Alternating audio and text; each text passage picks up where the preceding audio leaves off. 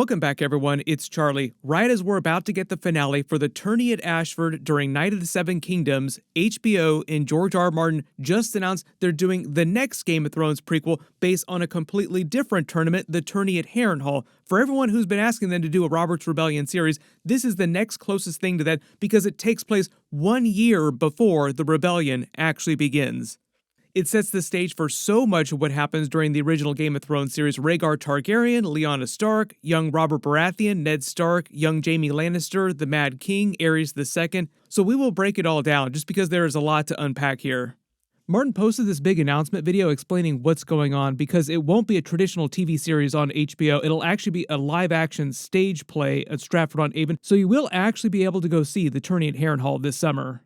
Like 17, 18 years before the main events to begin in Game of Thrones, and we would actually show you what happened at that Harrenhal tournament. Yeah, there are a number of Starks, which is the central family. Of course, Lannisters, Targaryens, Prince Rhaegar, the Crown Prince is a big one. Jaime Lannister, they might recognize, but he's just a teenager in this. So and Robert, of course, Robert through the whole thing.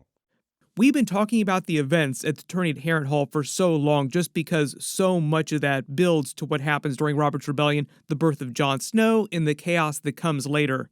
So everybody start buying your tickets so you can go to England to actually watch this, because obviously most people do not live in the UK, and it'll be hard for you to actually see this when it first premieres. If this feels familiar, it's because HBO is doing the exact same thing that Netflix just did with Stranger Things. They released a stage play called Stranger Things: The First Shadow that was all about the backstory and life of Henry Creel, aka Vecna, to explain how and why he got his powers, what was going on with the Mind Flayer, provided critical backstory for the main Stranger Things TV show on Netflix before Season 5, their final season, had released. One of the really big complaints with Netflix doing things this way was that most people in the world were not able to travel to Broadway or London to watch the Stranger Things First Shadow stage play, so they missed out on critical information necessary for the Stranger Things finale. Netflix also recently, because of the backlash, just announced that they were going to release the stage play online so that everybody could actually see it, but they'd waited till well after it finished its run on Broadway and in London, which was long after people needed to see it. The finale had already aired.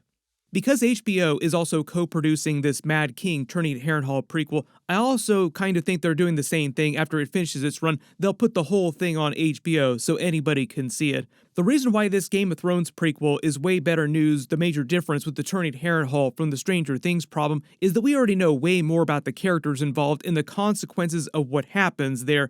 With a few exceptions, like a lot of history in Westeros in the books, you learn about the tourney at Harrenhal through other characters remembering it and through bullet point style recap in-universe historical text written by the Maesters. It's a lot like House of the Dragon adapting the Fire and Blood book, where there's some written material about events at the tournament, but it's not highly detailed and it's not in novel form, like it's not first-person perspective. So Martin worked with the writers to flesh out the tourney at Harrenhal in much greater depth, and it was much easier to do because the actual tourney at Harrenhal prequel will only cover 10 days worth of time. For comparison, Night of the Seven Kingdoms only covers about 3 days worth of time at the actual tournament between when Duncan and Egg arrive and then when they leave to head off on their next adventure. So a really good comp for this new Game of Thrones prequel about the Mad King and about the tourney at Harrenhal is what's happening during Night of the Seven Kingdoms right now. There have been many theories about what happened at the actual tournament at Harrenhal because we already know about Rhaegar falling in love with Lyanna Stark, the Night of the Laughing Tree, the coup that Rhaegar had been planning with the other great houses to unseat his father, Aerys II, and take the Iron Throne himself, what happened with Jaime Lannister being named to the Kingsguard when he was only 15 years old. So there's a lot of intrigue, a lot of character interactions that we've only heard about from characters' memories that we'll actually get to see play out in real time. Martin said that they're calling the prequel The Mad King, so it's like Game of Thrones, The Mad King, after Aerys II. I think because that just sounds like a more exciting title for casual people that would be buying tickets, really expensive tickets to see this stage play that they're marketing this to, than calling it Game of Thrones, The Tourney at Harrenhal, which is what is actually referred to in-universe by all the different characters who remember it. What her father did to your family, that was unspeakable. What Rhaegar Targaryen did to your sister.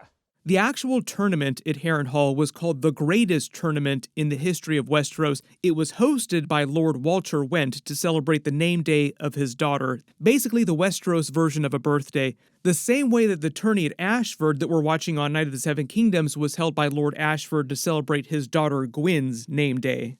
But that was supposed to just be a pretext, and Rhaegar had arranged to use the tournament as an excuse to do an informal Great Council to bring all the great houses together so that he could meet with the lords in secret and plan a coup to depose his father, the Mad King, and take the Iron Throne himself. The reason why Rhaegar had needed such a lavish tournament as an excuse to meet with all the great lords is because his father had grown extremely paranoid as he got older, and Varys had become his master of whispers and literally told him that Rhaegar was putting a tournament together to try and depose him. So even though we clown on the Mad King, to be fair, he wasn't wrong. Everyone eventually was plotting to get rid of him. Later in the timeline, Varys admits to serving him and being responsible for some of these things too. Like, yes, I did inform him about his son Rhaegar's intentions to try and depose him. But at a certain point, Varys becomes part of the Targaryen restoration when he tries to bring the Daenerys, at first at least, back to the Iron Throne. We know from the books, and the other characters remembering, Rhaegar himself had grown up thinking himself the fulfillment of the prophecy of the prince who was promised, learning about the Long Night, the White Walkers, the Night King, Aegon the Conqueror's prophecy etched into the Valyrian dagger. And for instance, if they haven't really covered it yet, but they'll probably do it at some point during the final season of Night of the Seven Kingdoms. But one of the reasons why Rhaegar believed himself the fulfillment of the prophecy is because of the crazy circumstances of his birth. He was actually born during the tragedy at Summerhall. This depicting here is showing his mother giving birth to him while Summerhall is being burned to the ground in the past. The reason why we've been talking about Summerhall recently is because Dexter Sol Ansel, who plays Young Egg during Night of the Seven Kingdoms, inadvertently gave away a spoiler that George R. R. Martin told him about the way that the tragedy of Summerhall goes down. When Egg's trying to make dragons in the summer hall, and then there's a huge fire. We know from George. That is exactly what happened. We know Dunk survives. So now, because of the extra lore that House of the Dragon introduced with the Valyrian dagger in Aegon the Conqueror's prophecy, saying that it was his dagger and he had the prophecy etched into it about the Long Night in the prince who was promised, we know that later in the timeline, the dagger eventually falls into Rhaegar's possession, and he knew about the prophecy at a certain point and believed himself the prince who was promised. So the early theory is that the major reason that he wanted to depose his father and take the Iron Throne was, yes, to stabilize the realm. That was a really important part of it, but also more importantly because Rhaegar was expecting the White Walkers and the Night King to attack much sooner. And to be fair, had he lived, the second Long Night actually would have happened when he was in his 40s. He was only a couple years older than Ned Stark in context. So even though Rhaegar had misinterpreted the prophecy and was wrong about who the prince who was promised was, he was right on the money when it came to the timing of the second Long Night. It was literally right around the corner. Just another case of everybody misinterpreting prophecy again, which is common in the world of Game of Thrones. And even though probably the major thing at the tournament was the idea of planning the coup in secret, there were several other major things that happened that Rhaegar and everyone else, the Starks, the Lannisters, the Baratheons, didn't intend. This sort of shook the realm at the actual tournament itself. The reason why everyone believed that Rhaegar was secretly behind the tournament was that Walter Went did not have the extreme funds necessary to pay for the lavish tournament, and he had a shadow host. So part of the idea is that Varys, Master of Whispers to the Mad King, told the Mad King that he believed that it was actually Tywin Lannister working with Rhaegar Targaryen to organize the tournament and back it.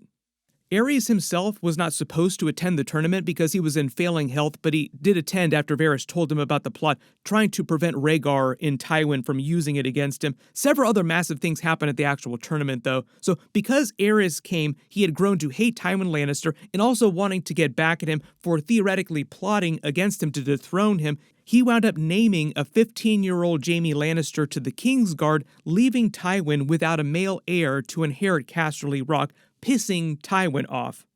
A very young Jaime had been there to compete at the tournament because he was one of the best fighters in Westeros history when he was younger, but after being named to the Kingsguard, Aerys ordered him back to King's Landing to protect a much younger Viserys, Daenerys' older brother, and his mother, Queen Rhaella.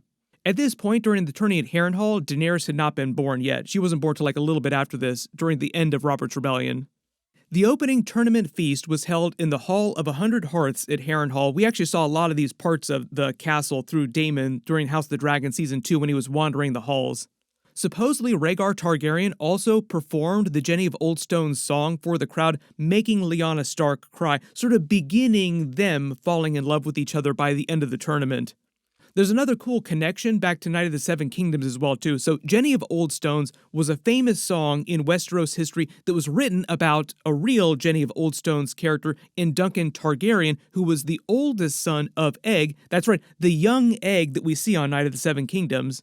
He's actually the great-grandfather of Rhaegar Targaryen. Jon Snow and Daenerys also come from his line. Aerys II, the Mad King, is Egg's grandson. You shall be king.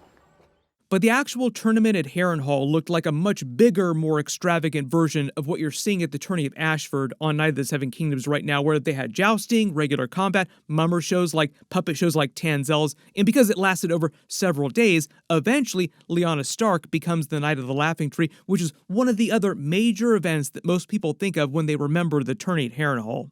What actually happened is that during the early days of the tournament, 3 knights were bullying a young Howland Reed, Jojen and Mira's father. Lyanna Stark donned armor and covered it with the imagery of a laughing tree to disguise her identity, then joined the list the next day and proceeded to hand the other 3 offending knights their asses, also pissing off Aerys II, the Mad King, because he was so crazy, he thought that the laughing tree on her shield was laughing at him. The Mad King ordered everyone to find out who the mystery knight was, so she ran off and lost the armor, and they're implying that Rhaegar Targaryen eventually figured out that it was Lyanna Stark, and that just sort of completes the idea that they're fallen in love by the end of the tournament.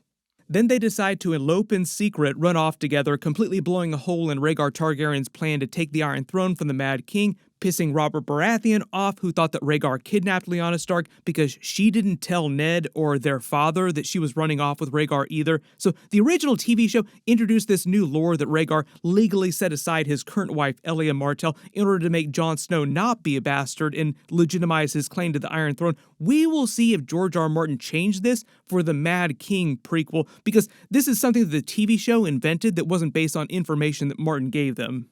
My early theory is that this new Mad King prequel will just end with Rhaegar and Lyanna agreeing to run off together. But remember, the tournament itself is 1 year before the actual Robert's Rebellion begins. So like we are right here at Robert's Rebellion in the timeline. I looked for you on the Trident. And we weren't there. They actually said that it premieres this summer. House of the Dragon Season 3 Episode 1 starts in June. Presumably, you'll be able to watch Season 3, then go see the stage play if you either live in the UK or you're able to travel there. Good luck if you're traveling there. I don't know if I'm going to be able to do it, but I would really love to travel there if I can make it work. Also, please, HBO, put this online eventually so everybody can watch it. But if they do that, I'm expecting it won't be for a couple years. For example, the Stranger Things First Shadow stage play ran for about 2 years in the West End on Broadway before Netflix announced that it was putting it online. So that should give you a timeline for when to expect it online. But obviously, there's going to be people going to see this stage play, putting it online with janky potato quality footage. So I wouldn't be surprised if it eventually leaks online in different form or in clip form in some way, so you'll probably see some material from it at some point. Everybody post all your reactions in the comments below and let me know which other prequel series you want them to do next. There are several that they're still working on right now. It is a really cool idea, happy that they're doing it, but also kind of bummed that it's sort of locked to like this one place in the world you can only see it at. There's a bunch of stuff coming up. Like I said, Night of the Seven Kingdoms finale is happening this weekend. My video for that will post after they release it. Be sure to enable alerts for my channel so you don't miss that. Everybody, click here for that video. I'll update the link as soon as I post it. And click here for my brand new House of the Dragon Season 3 trailer. Thank you so much for watching, and I'll see you guys in the next one.